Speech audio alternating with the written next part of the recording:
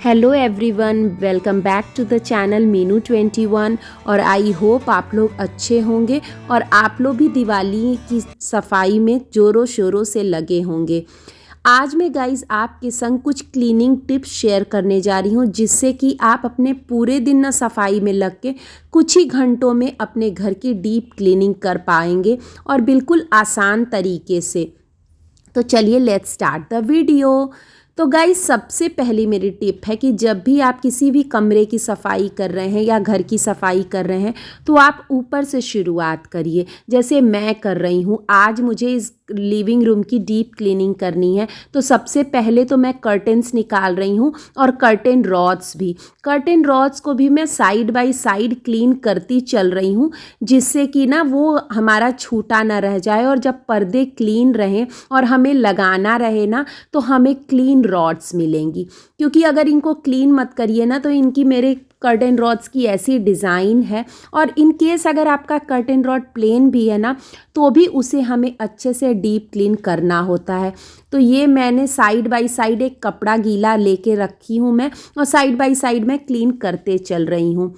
और फिर उसके बाद जितने भी घर में डेकोरेटिव आइटम्स हैं, फ्लावर्स वगैरह जितने भी हैं, सबको आप निकाल दीजिए। ये मेरी टिप नंबर 2 है। जैसे मेरे घर में जितने भी हैंगिंग चीज़ें, फ्लावर्स वगैरह जितने भी डेकोरेटिव आइटम्स थे, सबको मैं एक बास्केट में रख रही हूँ। एक बास्केट में रखने से क्या होगा ना, कि हमें उन्हें ना क्लीन करने में आसानी होगी और हमें सामान को इधर उधर नहीं खोजना पड़ेगा। तो इसीलिए आप जो भी सामान निकाल रहे हो ना, उनको एक बास्केट में या किसी कार्टन बॉक्स में वैसे रखते जाइए। इस तरह से क्या होगा गाइस, कि जब आप डेकोरेटिव आइटम्स, कर्टन्स निकाल के और फिर उसके बाद डीप क्लीनिंग जैसे झोल वगैरह मारेंगे या दीवारें साफ़ करेंगे ना, तो वो चीज़ें जो गंदगी है उनके ऊपर नहीं गिरेगी और वो और गंदे नहीं होंगे।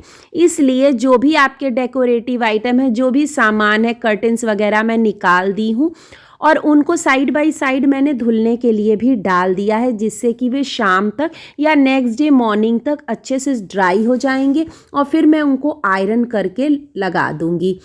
तो अब मैं झोल मारने चली आई हूँ। और कई बार क्या होता है, जैसे गाइस हम लोग तो हर वीक में मैं डीप क्लीनिंग तो नहीं, लेकिन जैसे सफाई करती हूँ हर कमरे की, आप लोगों को मैं बता भी चुकी हूँ कि मैं नोट डाउन करके रखती हूँ कि किस दिन कौन सा कमरा मुझे क्लीन करना है। लेकिन दिवाली में जिस तरीके की डीप क्लीनिंग होती है ना, उसमें बहुत ही ज़्यादा मेहनत लगती है। तो उसके लिए ना अब मैं पहले ही लिस्ट बना लेती हूँ कि किन किन एरियाज़ को मुझे अच्छे से क्लीन करना है और बिल्कुल डीप क्लीनिंग करनी है। और फिर जैसे जैसे काम होते जाते हैं ना, मैं उनको टिक करती जाती हूँ कि मुझे ये पता चल जाए कि ये काम हो गया है। क्योंकि कई बार क्या होता है कि हमसे बहुत सारी चीज़ें, बहुत काम छूट जाते हैं और फिर वो रह जाते हैं। और अब गाइस, मैं झोल मारने के बाद सारे सोफ़ा कवर भी निकाल दे रही हूँ एक जगह वॉश करने के लिए सब कुछ। क्योंकि ये कमरा जब मैंने लेके चला है ना, तो इस कमरे का मुझे हर एक चीज़ क्लीन करना है, ताकि दोबारा मुझे मेहनत ना करनी पड़े। और अगर कोई चीज़ छूट जाएगी ना गाइस, तो फिर वो भूल ही रह जाती है, वो आदमी भूल भी जाता है। इसीलिए मैं नोट डाउन करके रखती हूँ। मैं सारे cushion cover, sofa cover, bedsheets वगैरह सब मैं निकाल दी हूँ। और जितने भी मेरे कुशन फिलर्स हैं, मतलब पिलोज़ हैं, बोल्स्टर्स हैं, गद्दे हैं, सबको मैं धूप भी लगा दूँगी।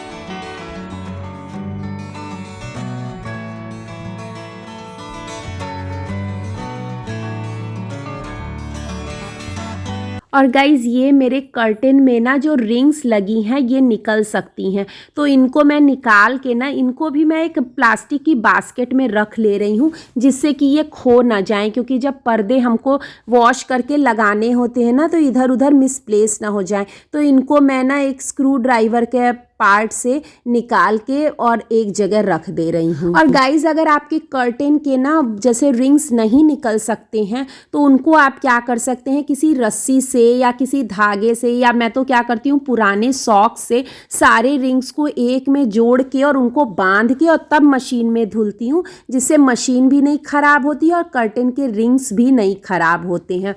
मेरे बेडरूम में जो कर्टेन्स है ना उनकी रिंग्स वैसी है जो निकल नहीं सकती है, तो उनको मैंने ना एक पुराने सॉक से बांध के और तब वॉश किया था। और गाइज़ ये मेरे पूरे डेकोरेटिव आइटम मैंने एक बास्केट में रखा है जिनको कि मैं कल धुलूँगी। आज मैं कर्टेन्स और सारे जितने कवर्स वगैरह हैं उनको ही वॉश करूँगी, क्योंकि आज वेडनेसडे और कल थर्सडे हो जाएगा तो कल कपड़े मैं ज़्यादा वॉश नहीं करूँगी, इसलिए मैं सोच रही हूँ धुलाई का काम मैं आज ही कर लूँगा। और गाइज़ ये मैंने एक अमेज़ॉन से मंगाया था, इससे ना मैं सारी दीवारें साफ़ कर रही हूँ, क्योंकि कई बार हमें दिखता नहीं है ना लेकिन दीवारों पे भी ना गंदगी जो है चिपकी रहती है। रुई जैसे जो झोल हैं और गंदगी रहती है ना उनकी एक लेयर जमी रहती है, तो इससे मैं ना सारी दीवारों को अच्छे से डीप क्लीन कर दूंगी, तो फिर वो अच्छे से साफ़ भी हो जाएंगे जो हमें नहीं दिखता है। और ये माइक्रोफाइबर क्लॉथ होने की वजह से बहुत अच्छे से क्लीन करता है। और अब गाइस देखिए मैं आ गई, मैंने एक मैट बिछा दिया है और जितने भी मेरे कुशन कवर्स हैं, बोल्स्टर कवर हैं, बेडशीट गद्दे हैं, मेरे मैट्रेस हैं लिविंग रूम का, मैं सब इसको धूप में दिखा दे रही हूँ। और अब मैं अंदर आ गई तो क्योंकि मेरा ये सोफ़ा जो है ना गाइस वो केन का है, तो इसमें जितनी भी गैपिंग्स है ना उसमें डस्ट आ जाती है। ये देख सकते हैं आप कितनी डस्ट है, तो इनको भी ना मैं एक ब्रश की मदद से अच्छे से क्लीन करूँगी। फिर उसके बाद ना मैं कपड़े से अच्छे से उसको वॉश सूखे कपड़े से हल्का सा उसमें ऑयल लगा के, या आप चाहें ना तो उसको वार्निश भी कर सकते हैं, लेकिन अभी मेरे पास ज़्यादा टाइम नहीं है। वैसे तो मैं हर साल यही करती हूँ, ब्रश से अच्छे से ब्रशिंग करने के बाद इन पे एक कोट वार्निश की मार देती हूँ, तो इनकी शाइनिंग ना वैसे गाइस बनी रहती है। ये 8 साल पुराना मेरा फर्नीचर है और इसकी शाइन बिल्कुल नए जैसी रहती है। तो ये जो ब्रश है ना गाइस इसकी मदद से ना बहुत अच्छे से जितने ब्रिसल्स हैं ना इसके अंदर जितनी भी गैपिंग्स हैं उन सबको बहुत अच्छे से क्लीन कर देता है। ब्रश भी मतलब सारी डस्ट निकल जाती है, तो इसीलिए मैं ये काम कर रही हूँ। और मैं ना कोई भी वर्किंग डे मतलब चूज़ करती हूँ साफ़ सफाई करने के लिए, क्योंकि जब मैं सफाई करती हूँ ये सब ना तो मैं सोचती हूँ कि घर बिल्कुल खाली रहे, क्योंकि एक रूम से सामान ये जैसे जैसे क्लीन होता जाता है मैं शिफ्ट करती जाती हूँ, तो बच्चे रहते हैं तो इधर उधर भाग दौड़ करती हूँ और डस्ट भी बहुत उड़ता है गाइस इन सब में। तो इसीलिए जब सब लोग चले जाते हैं तब मैं ये डस्टिंग का काम वगैरह करती हूँ। और इससे इतना ज़्यादा डस्ट उड़ रहा था गाइस, तो और मौसम भी हमारे यहाँ चेंज हो रहा है तो कोल्ड कफ़ की प्रॉब्लम भी हो रही है, और मुझे ना थोड़ा डस्ट से एलर्जी है, तो इसीलिए मैं नाक पे ना हैंकी बांध ली हूँ। मास्क तो मुझे मिल नहीं रहा है, मास्क मैंने सारे कहीं फोल्ड करके ना अंदर स्टोर में डाल दिए थे, इसीलिए मैं हैंकी को ही कर ली हूँ। और आपसे भी गाइस है कि जब भी आप डस्टिंग का काम करें ना तो बिल्कुल मुंह को कवर कर लें। और क्योंकि मैंने बालों में ऑयलिंग की थी, मुझे शैम्पू करना था, इसलिए मैंने बालों को कवर नहीं किया, नहीं तो मैं बालों को भी अच्छे से कवर कर लेती हूँ कि बालों में भी डस्ट ना जाए।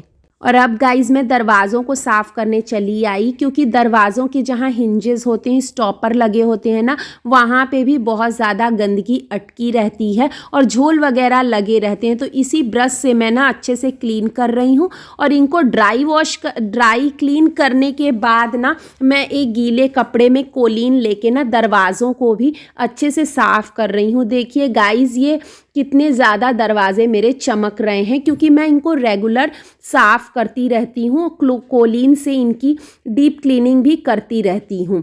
और गाइज़ आपके कमरे में जितने भी फर्नीचर हैं जो दीवार से चिपके हुए हैं ना, तो उनको भी आप हटा के ना पीछे उनके अच्छे से क्लीन कर लीजिए, या तो वैक्यूम की मदद से या झाड़ू की, या जिससे भी आप अच्छे से उनको साफ़ कर लीजिए। देखिए मेरे चेस्ट ऑफ ड्रॉर के पीछे से कितनी गंदगी निकल रही है। तो इस तरह से डीप क्लीनिंग करने से ना हर एक कोना हमारा बिल्कुल साफ़ और नीट हो जाता है।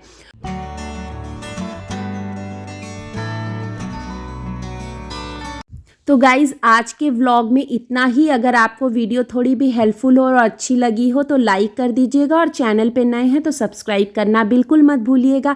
मिलते हैं नेक्स्ट व्लॉग में, तब तक के लिए स्वस्थ रहिए, मस्त रहिए and thank you for watching.